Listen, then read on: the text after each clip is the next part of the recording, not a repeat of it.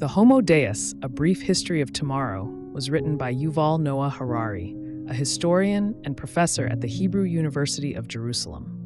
Harari has gained international recognition for his insights into human history, technology, and future trends.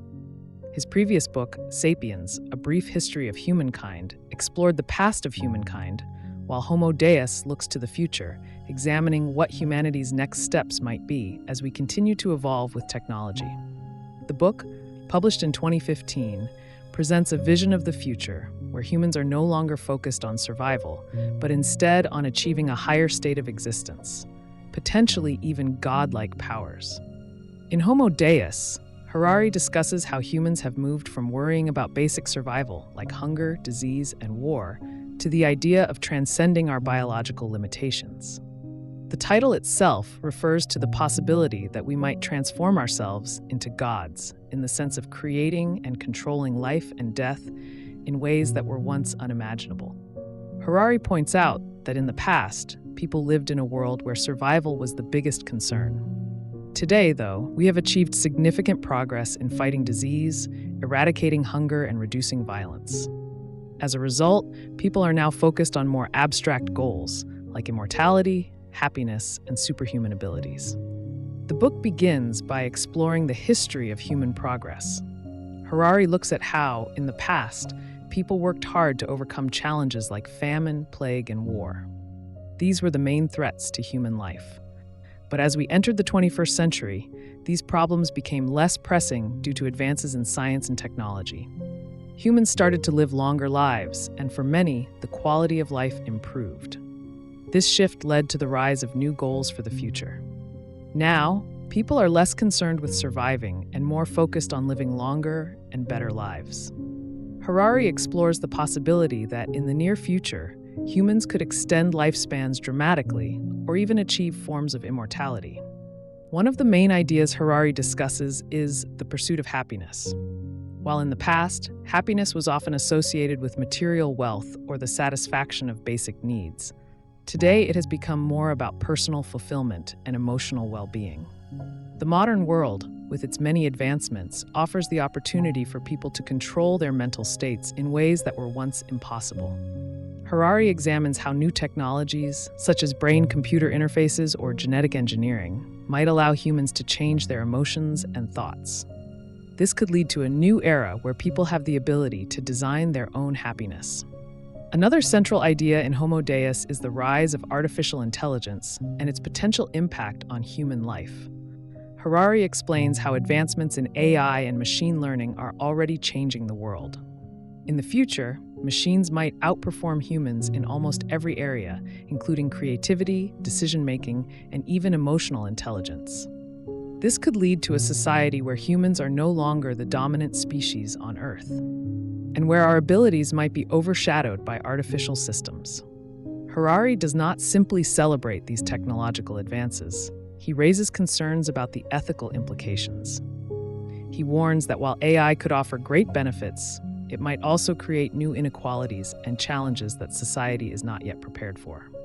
In addition to artificial intelligence, Harari also talks about biotechnology and genetic engineering.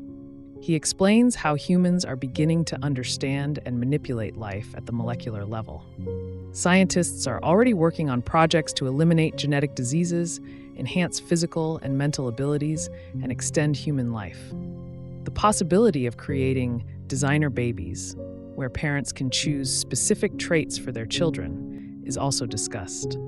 Harari warns that this technology could lead to a world of new inequalities, where the rich and powerful have access to genetic enhancements, while the rest of the population remains limited by their natural biology. Harari also addresses the idea of the data religion, which he believes could become a new form of belief system in the future. As technology advances and more data is collected about individuals, Harari suggests that society might shift toward a new way of understanding the world. Instead of relying on traditional religions or ideologies, people could begin to place their faith in algorithms and data. This could result in a world where human experience is increasingly shaped by technology and where decisions are made not by human values, but by machines. The book goes on to explore the idea of death and immortality. With advancements in medical science and biotechnology, Harari argues that humans could eventually overcome the biological constraints of aging and death. Scientists are already working on ways to slow down or even reverse the aging process. Harari discusses the potential for life extension therapies that could allow people to live for much longer than they do now. However, he also raises important questions about what it means to live forever. If humans achieve immortality, what kind of world will we live in? What impact would it have on society, the economy, and the environment? Harari also discusses the future of religion in the context of these technological advancements. He suggests that traditional religions, which have long been concerned with concepts like the soul, the afterlife, and divine intervention, might lose their relevance in a world where humans are increasingly able to control their own destinies. People might no longer look to religion for answers to existential questions if they can create their own happiness or extend their lives through technology. Harari suggests that this shift could lead to the rise of new belief systems that focus more on human enhancement and technological progress than on spiritual matters. Despite the potential for great advancements, Harari warns that there are dangers that come with all of this power. He raises concerns about the inequality that might arise from the unequal distribution of these technologies. Only the rich and powerful might have access to life extension, genetic enhancements, or AI-based solutions. This could create a world where the divide between the rich and poor becomes even more pronounced. Harari also warns that humanity might lose its sense of purpose if we become too focused on transcending our biological nature. What happens when people no longer have to struggle to survive? Will we lose the drive to create, explore, and build? In the final chapters, Harari takes a step back and reflects on the possible consequences of these changes. He wonders if humanity will still have a sense of meaning in a world where we can control life and death. Will we find new goals to pursue, or will we lose our direction as we become increasingly like gods? Harari ends by acknowledging that while the future is uncertain, the direction we are heading in is clear. Humanity is on the verge of a new era, where we will have the power to shape our own evolution. Homo Deus presents a thought-provoking exploration of what the future might hold for humankind. Harari's writing invites readers to consider the implications of our technological advancements and the ethical dilemmas they pose. It challenges us to think about what it means to be human in a world where we may no longer be limited by our biology. Whether or not we achieve the godlike powers Harari predicts, the book encourages readers to reflect on the future and our role in shaping it.